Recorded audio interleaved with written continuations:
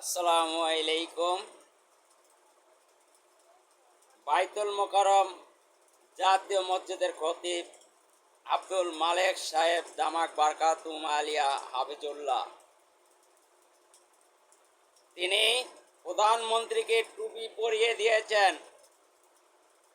এ নিয়ে বামপন্থীদের মাথা নষ্ট হয়ে গেছে, আলোড়ন সৃষ্টি হয়ে গেছে, তোলপাড় শুরু হয়ে গেছে। আব্দুল মালেক দামাক বারকাতুম আলিয়া যে কাজটি করেছেন, এটা চাটুকারিতা নয়, এটা সাহসিকতার পরিচয় দিয়েছেন তিনি।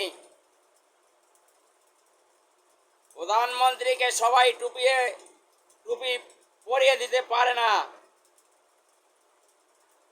তিনি সাহসের পরিচয় দিয়ে তিনি প্রধানমন্ত্রীকে টুপি পরিয়ে দিয়েছেন। এটা মুসলিম উম্মাহকে তিনি জাগ্রত করেছেন।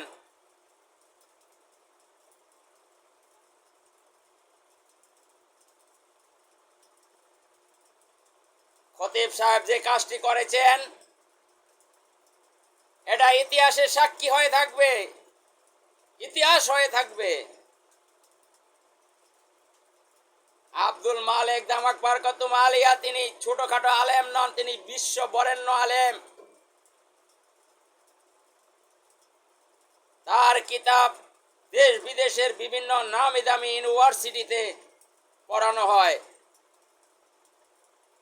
কথায় আছে না, মক্কার মানুষ হজ পায় না, বাংলাদেশের মানুষ বিশ্ব ইজতেমায় যেতে পারে না। আমরা বাংলাদেশের জনগণ, আমরা কপাল পোড়া, আমরা লোক চিনতে ভুল করি।